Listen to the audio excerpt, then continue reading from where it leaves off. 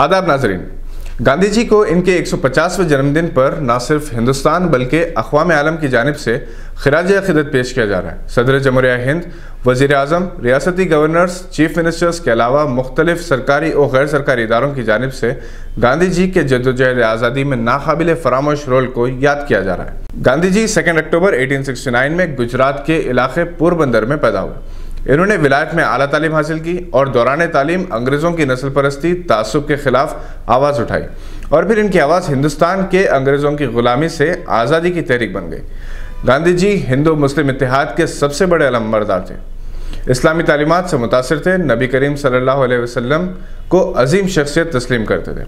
हज़रत सैयदना उमर फारूक रज़ियल्लाहु अन्हु के तर्ज़ हुकूमत को पसंद करते और उसी तर्ज़ हुकूमत को हिंदुस्तान में राइज करने के हक़ में थे। अली बिरादरान मोहम्मद अली शौकत अली की वालदा बी अम्मा इन्हें अपना तीसरा बेटा कहती। मौलाना आज़ाद और सरहदी गांधी खान अब्दुल गफ्फार खान इनके करीबी दोस्त थे। दिलचस्प बात यह है कि जब गांधी जी जनूबी अफ्रीका में थे तो इन्हें पहली मुलाजिमत देने वाले मुसलमान ताजर अब्दुल्ला थे और 1917 में जब अंग्रेज़ इन्हें खाने में जहर देकर मारना चाहते थे तो इन्हें अंग्रेज़ों की साजिश से बाखबर करने वाले भी एक मुसलमान बावर्ची मोहम्मद अली अंसारी थे, जिन्हें बतख अंसारी के नाम से याद किया जाता है। मुस्लिम मुजाहिदीन आज़ादी पर 22 किताबें लिखने वाले सहाफ़ी और मौरख़ शेख नसीरुद्दीन की तसनीफ़ गांधी जी की जान बचाने वाले बतख अंसारी में इस मुजाहिदीन आज़ादी का इसार और वफादारी का जिक्र किया गया है। बतख अंसारी अंग्रेज़ों के पास मामूली मुलाजिम थे।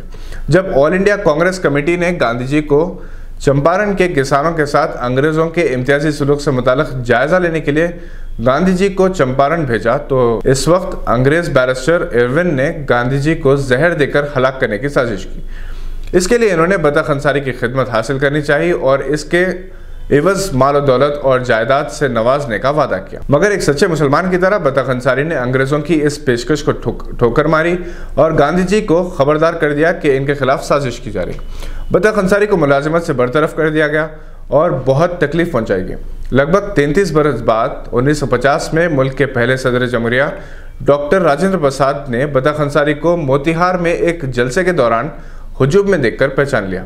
राजेंद्र प्रसाद भी अंग्रेज़ों की साजिश और बतख अंसारी की वफादारी और कुर्बानी से वाकिफ़ थे।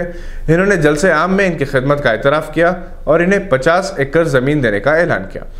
मगर हर दौर में मुसलमानों के साथ नाइंसाफ़ी की जाती रही। सरकारी महकमों में इब्तिदा ही से जहरीले और तंग नज़र मुलाजिमीन रहे। सदर जमहूरिया के अहकामात पर बरवक्त कार्रवाई नहीं की और बतख अंसारी ज़मीन लिए बगैर 1957 में गुर्बत ही में इस दुनिया से रुखसत हो गए। बाबू राजेंद्र प्रसाद को इनकी मौत की इत्तला मिली तो इन्होंने मरहूम के अरकान ख़ानदान को 3 दिसंबर 1958 को राष्ट्रपति भवन में दावत दी और इन्हें ज़मीन के कागजात हवाले किए। शेख नसीर के मुताबिक अगर 1917 में गांधी जी अंग्रेज़ों की साजिश का शिकार हो जाते, बतख अंसारी इसार का मुजाहरा ना करते तो 30 बरस बाद हिंदुस्तान की आज़ादी का ख्वाब पूरा ना होता। गांधी जी की मुसलमानों से हमदर्दी से हिंदू महासभा और इसके हम ख्याल जमातें नाराज़ थी।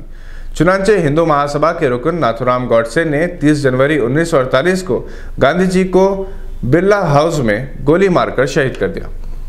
अब भी इस तंजीम के अरकान 30 जनवरी को गांधी जी के पुतलों पर फायरिंग करते हैं। इनके लिए नाथूराम गॉडसे हीरो है। गांधी जी की 150वीं जन्मदिन पर बड़े पैमाने पर इनकी याद मनाई जा रही है।